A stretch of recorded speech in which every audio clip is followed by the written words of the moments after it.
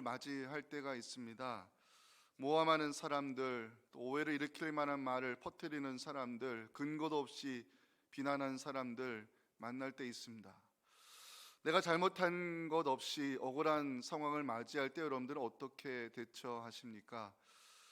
다윗이 이스라엘을 다스리는 왕의 자리에 있을 때 그 곁에는 돕는 사람들만 있지는 않았습니다. 다윗을 비난하고 욕하는 사람들, 안 좋은 소문을 퍼뜨리는 사람들이 있었다는 것입니다. 특히 사울이 속했던 그 베냐민 지파 사람들은 다윗에 대해서 상당히 안 좋은 감정을 가지고 있었습니다. 다윗의 아들 압살롬이 세력을 모아서 이 반역을 일으킬 때 다윗은 황급히 왕궁을 빠져나와야 했습니다. 피난길 오른 다윗을 향해서 돌을 던지고 저주한 사람이 있었는데 사울의 친족 시므이입니다. 그 장면이 사무엘하 16장 5절과 6절에 나옵니다. 다윗 왕이 바오림의 이름에 거기서 사울의 친족 한 사람이 나오니 게라의 아들 이름은 시므이라. 그가 나오면서 계속하여 다윗을 저주하고 다윗과 그의 신하들 향해서 돌을 던지는 장면이 성경에 나오고 있습니다.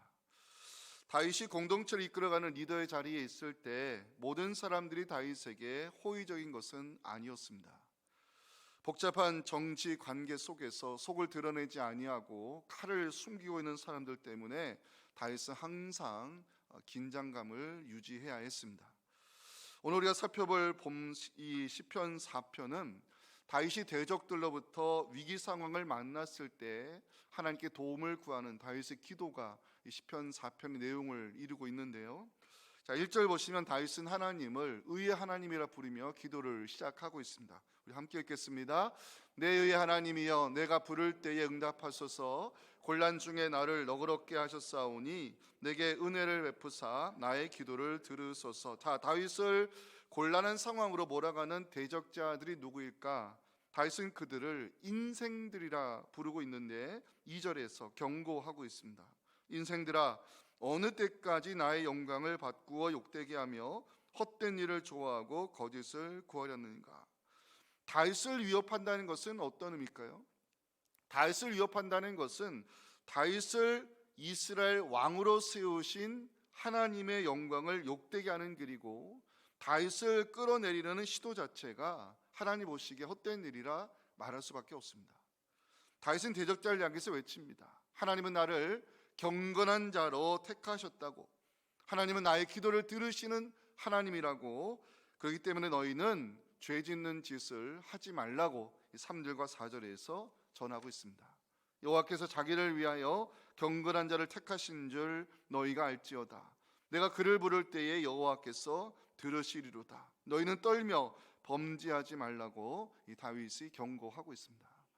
다윗은 대적자를 향해서 의의 제사를 드리라고 외치고 있는데요. 자, 5절 말씀을 같이 읽겠습니다. 시작. 의의 제사를 드리고 여호와를 의지할지어다. 다윗을 위협하는 사람들은요, 이방 사람들이 아닙니다.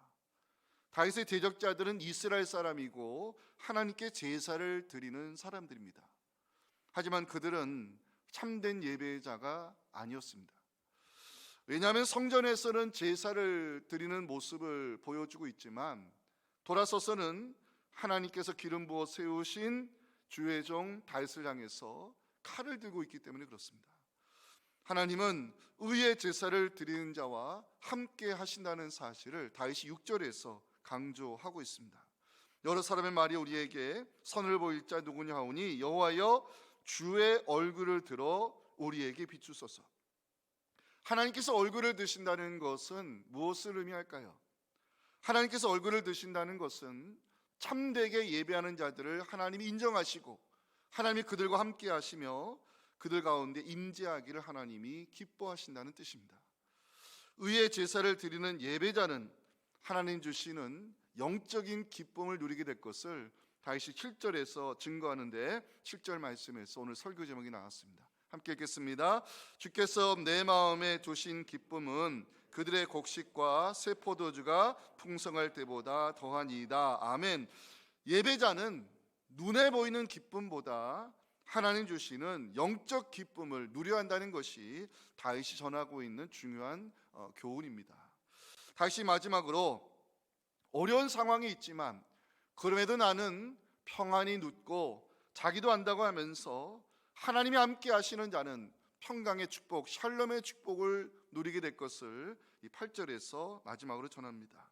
내가 평안히 눕고 자기도 하리니 나를 안전히 살게 하시는 그 하나님 때문에 내가 샬롬의 축복을 누리고 있음을 고백하고 있습니다. 다윗이 곤란한 상황 속에서 의의 하나님을 찾는 이유가 뭘까요? 다윗이 강조하고 있는 의의 제사는 진정 무엇을 의미할까요?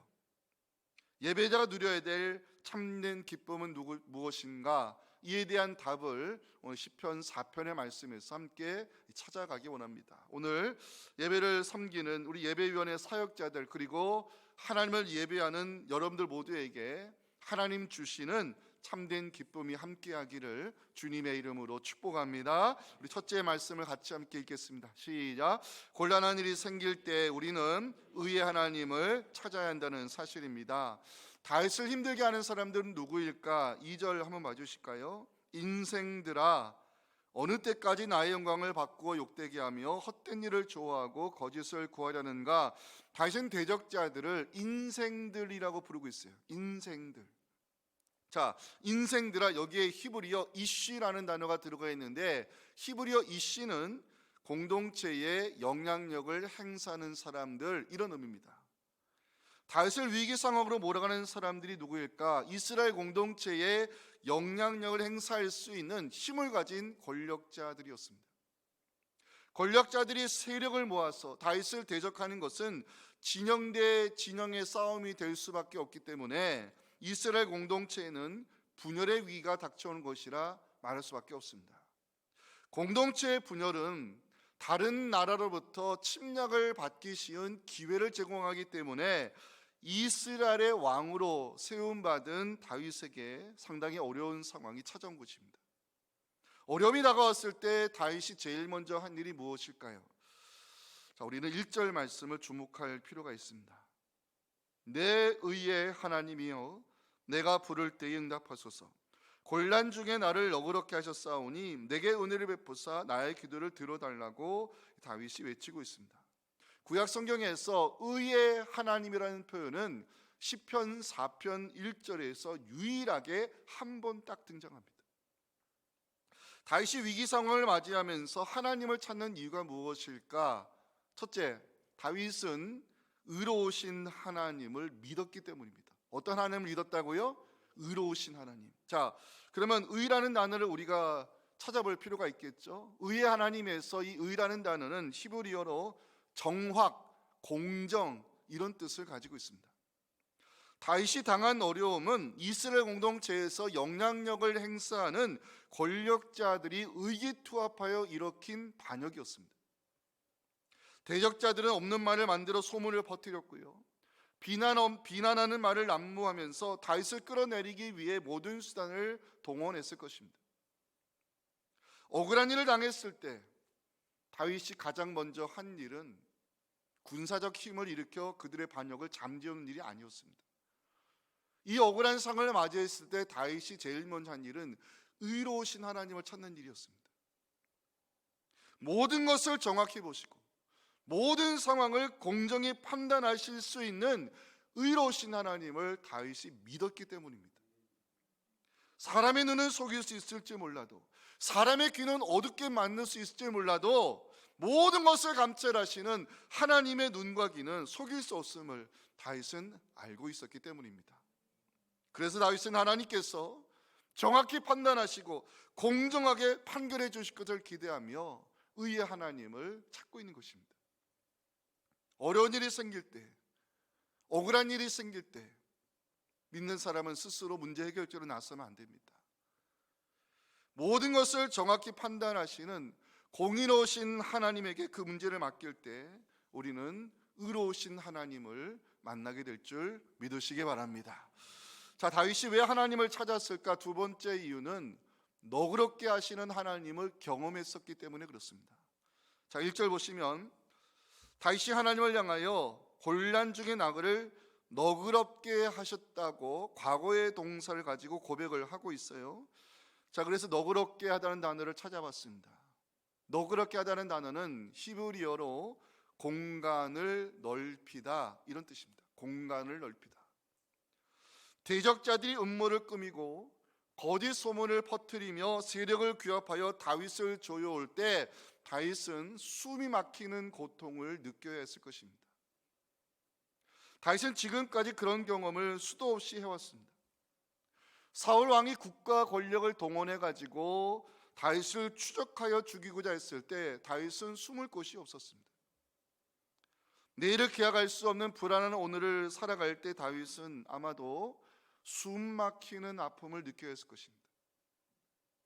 하지만 다윗을 사랑하신 하나님께서 그 위기의 순간마다 너그럽게 해주셨다고 다윗은 지난 날을 회상하며 고백하고 있습니다.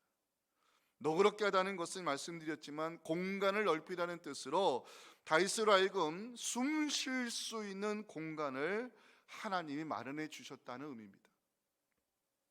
다윗이 위기의 상황에서 하나님을 찾는 이유가 여기에 있습니다. 이스라엘 공동체에서 영향력을 행사할 수 있는 권력자들이 힘을 모아서 다윗의 숨통을 조여올 때 다윗은 나로 하여금 숨 쉴 수 있는 공간을 마련해 주셨던 너그러우신 하나님을 찾았습니다. 사랑하는 성도 여러분, 혹시 어려움 가운데 계신 분들이 계십니까? 과거의 은혜를 잊지 않으셨으면 좋겠습니다. 과거의 은혜를 기억하는 자가 지금도 함께 하시는 하나님을 붙잡을 수 있는 것이고 모든 것을 합력하여 선을 이루실 하나님을 기대할 수가 있는 것입니다. 모세가 이스라엘 공동체를 이끌고 광야를 행진할 때 드디어 가나안 정복을 눈앞에 뒀을 때 모세는 하나님의 허락을 받지 못했고 모압 땅에서 숨을 거둬야 했습니다. 모세가 마지막 호흡을 모아서 이제 가나안 정복을 이루어야 될 이스라엘 자손들 향해서 마지막 그 유언의 설교 3편을 남기게 되는데 그 마지막 유언의 설교 3편이 바로 신명기에 기록이 되어 있죠. 모세가 마지막으로 남겨왔던 말씀이 있었습니다. 신명기 8장을 한번 찾아가시겠습니다. 찾겠습니다. 안 띄워드립니다. 8장 우리 2절부터 4절을 찾으셔서 우리의 눈으로 직접 보며 읽겠습니다. 이제 띄워주세요. 자, 신명기 8장 2절에서 4절 말씀을 직접 찾으셔서 읽으면 더 좋을 것 같아요. 신명기 8장 2절부터 4절 한 목소리 읽겠습니다. 시작. 내 하나님 여호와께서 이 40년 동안에 내게 광야 길을 걷게 하신 것을 기억하라. 이는 너를 낮추시며 너를 시험하사 내 마음이 어떠한지 그 명령을 지키는지 지키지 않는지 알려 하심이라. 너를 낮추시며 너를 줄이게 하시며 또 너도 알지 못하며 내 조상들도 알지 못하던 만나를 내게 여기신 것은 사람이 떡으로만 사는 것이 아니요 여호와 입에서 나오는 모든 말씀으로 사는 줄을 네가 알게 하려 하심이니라. 이 40년 동안에 내 의복이 헤어지지 아니하였고 내 발이 부르트지 아니하였다고 모세가 마지막 설교를 남깁니다. 자, 2절에 표시하시면 좋겠어요. 기억하라. 모세가 전하고 싶었던 말씀 기억하라는 것이었습니다.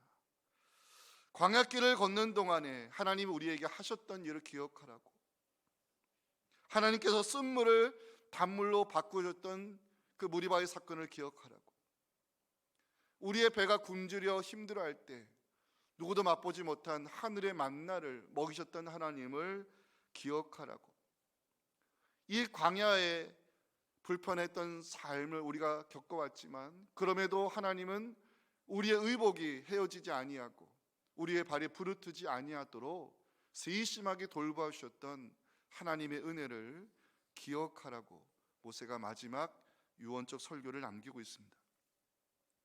과거의 은혜를 우리가 기억하며 살아갈 때 우리는 지금도 함께 하시고 우리를 준비된 길로 인도하실 하나님을 기대하며 소망 가운데 살 수 있는 것입니다. 세 번째, 다윗이 어려운 상황을 만났을 때 왜 하나님을 찾았을까? 언약의 대상자를 지키시는 하나님을 신뢰했기 때문입니다. 그게 3절입니다. 우리 본문으로 돌아오셔서 3절 말씀을 다 함께 읽겠습니다. 시작. 여호와께서 자기를 위하여 경건한 자를 택하신 줄 너희가 알지어다. 내가 그를 부를 때에 여호와께서 들으시리로다. 자, 밑줄 그어주세요. 경건한 자.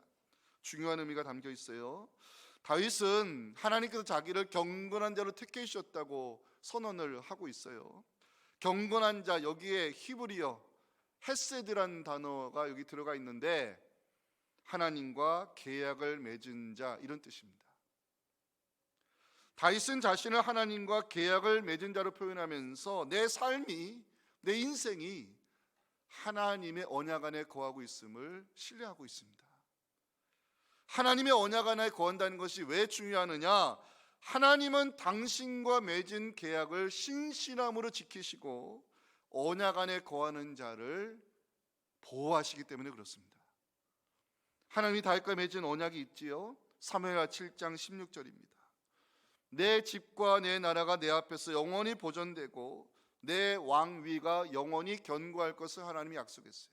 이게 다윗이 하나님과 맺은 계약이에요. 다윗이 죽고 솔로몬 이후에 이스라엘이 분열됩니다. 북이스라엘이 아수르에 망하고 남유다는 바벨론 제국에 짓밟힌다면서 유다 자손들이 바빌론의 포로로 끌려갔어요. 남유다가 역사 가운데 완전히 사라졌습니까? 바벨론 70년의 시간이 찼을 때 하나님은 수르바벨을 중심으로 유다 자손들을 예루살렘으로 귀환시켜 무너진 성전을 재건했고 준비된 지도자 느헤미야를 통해서 140년 동안 망치된 그 예루살렘 성벽을 다시 수축하게 하셨어요. 하나님은 유다 자손을 잊지 않으셨고 때가 되어 그들을 다시 살리셨습니다. 다윗 왕조가 역사 가운데 완전히 사라졌습니까? 하나님은 다윗과 맺은 약속을 다윗의 자손으로 오신 진정한 왕 예수 그리스도를 통해서 이루어 주셨습니다. 3절 말씀을 다시 보십니다. 다윗이 위기 상황 속에서 무엇을 선포합니까? 하나님이 나를 경건한 자로 택하셨다고, 하나님이 나를 언약의 대상자로 세워주셨다고 선언하고 있습니다. 사랑하는 성도 여러분, 이 시간 저를 한번 따라 주겠습니다. 나는 하나님의 언약 안에 있습니다. 믿으십니까?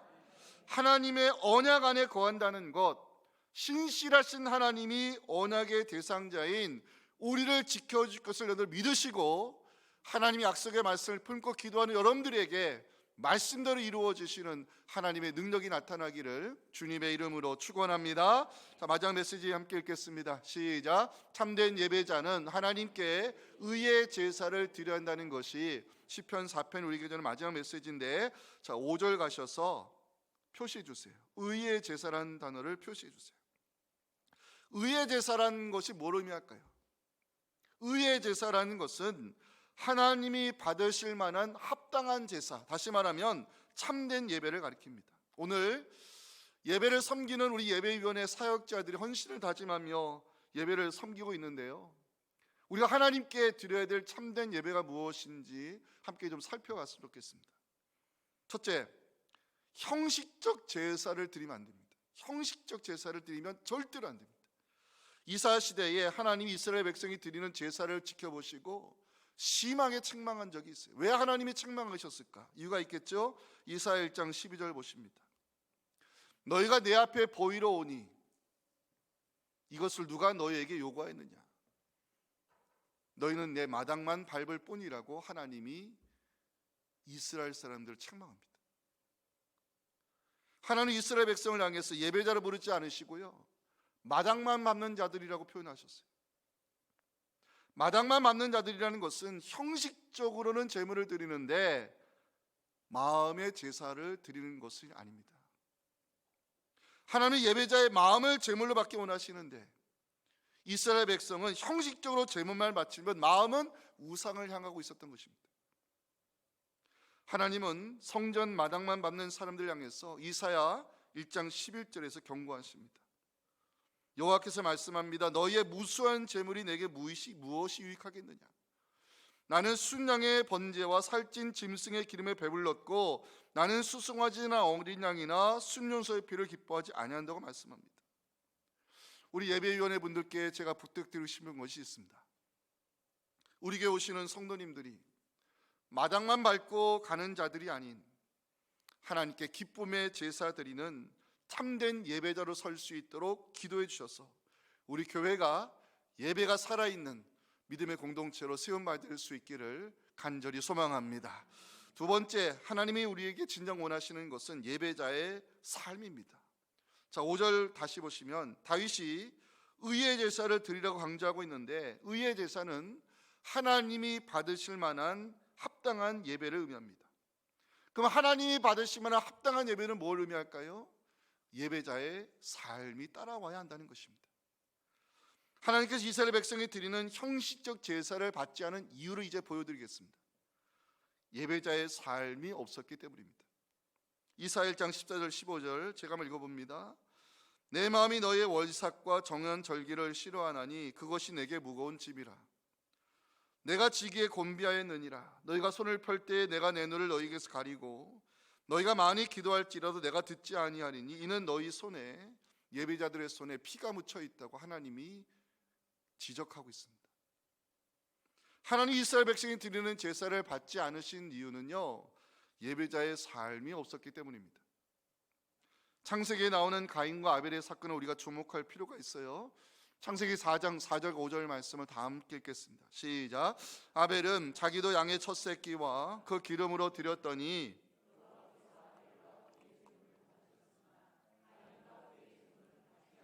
여기까지요. 가인과 그의 제물은 받지 아니하였다는 말씀을 히브리 원문으로 직역해 드리면 하나님이 쳐다보지 않았다로 되어 있습니다. 하나님께서 가인과 그가 준비한 제물에 눈길을 주지 않았다는 의미입니다.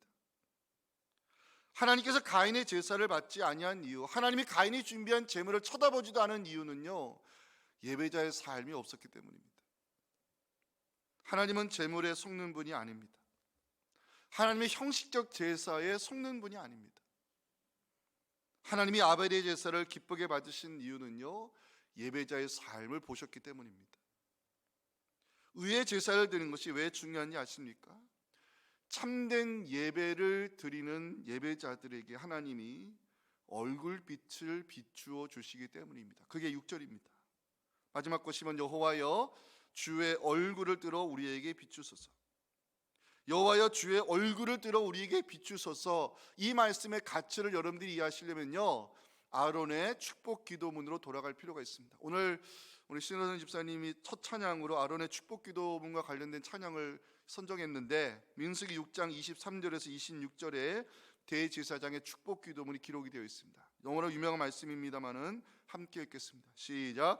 아론과 그의 아들들에게 말하여 이르기를 너희는 이스라엘 자손을 위하여 이렇게 축복하여 이르되 여호와는 내게 복을 주시고 너를 지키시기를 원하며 여호와는 그의 얼굴을 내게 비추사 은혜 베푸시기를 원하며 여호와는 그 얼굴을 내게로 향하여 드사 평강 주시기를 원하노라 할지니라 하라. 아멘. 자, 질문 드리겠습니다. 하나님이 얼굴을 드신다는 것은 뭘 의미할까요? 하나님이 얼굴을 향하신다는 것이 뭘 의미할까요? 이 대제사장의 축복 기도문에 두 번이나 들어가 있어요. 잘 들으세요. 하나님이 얼굴을 드신다는 것은 그 사람을 인정하고 그 사람과 함께 하시며 그 사람의 삶의 자리에 하나님이 임재하신다는 의미입니다.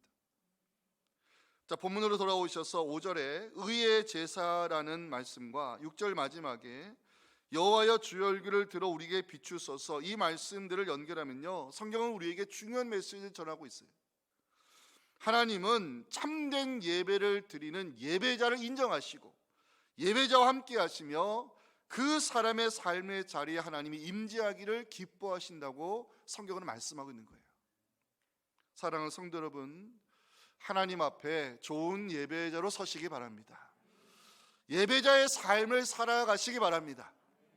의의 제사를 드린 자를 하나님이 인정하시고 그와 함께 하신다는 말씀 기억하시고 그 거룩하신 하나님의 임재를 삶에서 경험하는 우리 모두가 될 수 있기를 간절히 소망합니다.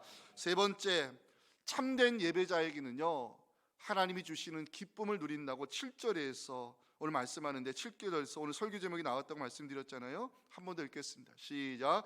주께서 내 마음에 주신 기쁨은 그들의 곡식과 새 포도주가 풍성할 때보다 더하니이다. 아멘. 다윗의 고백인데 이 말씀을 히브리 성경으로 찾아봤어요.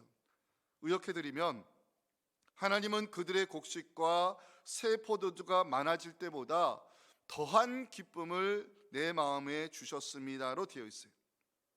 곡식과 포도주의 풍성함은 눈에 보이는 기쁨이고 세상 사람들이 추구하는 즐거움입니다. 그런데 다윗은 곡식과 새 포도주가 많아질 때보다 더한 기쁨을 하나님이 내게 주셨다고 고백을 하고 있어요. 제가 7절 말씀을 깊이 묵상하며 중요한 진리를 깨달았습니다. 예배자는 눈에 보이는 기쁨보다 하나님 주시는 영적인 기쁨을 누려야 한다는 사실입니다. 성경에 보면 눈에 보이는 기쁨보다 그 하나님 주신 기쁨을 예배 가운데 누린 사람들이 있어요. 그 현장을 여러분들에게 소개하고 오늘 설교 마칩니다. 역대하 30장 25절 26절을 여러분들 읽어주면 좋겠습니다. 시작. 유다온 회중과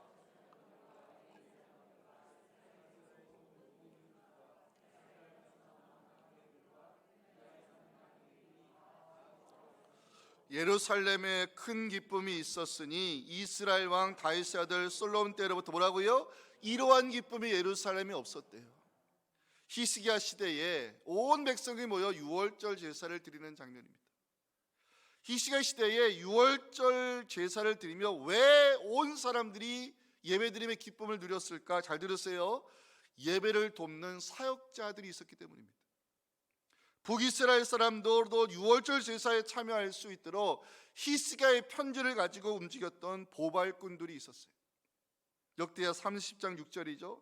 보발꾼들이 왕과 방백들의 편지를 받아가지고 히스기야의 명령을 따라 온 이스라엘, 북이스라엘 가리키는 표현이고요, 유다에 두루다니면서 그 예배자의 자리에 나오라고, 하나님께 돌아와 예배드리라고 움직였던 보발꾼들의 수고가 있었습니다. 또 하나, 유다 백성들이 즐거움으로 예배할 수 있도록 찬양으로 섬겼던 사역자들이 있었어요. 이게 역대하 30장 22절인데 히스기야는 여호와를 섬기는데 능숙한 모든 레위 사람들을 위로했다는 표현이 있는데, 모든 예배자들이 찬양 가운데 그 기쁨을 누릴 수 있도록 찬양으로 섬겼던 그 레위 사람들, 찬양의 사역자들을 히스기야가 위로해 주는 장면입니다. 그래서 오늘 예배위원회에 속한 사역자분들에게 말씀드립니다.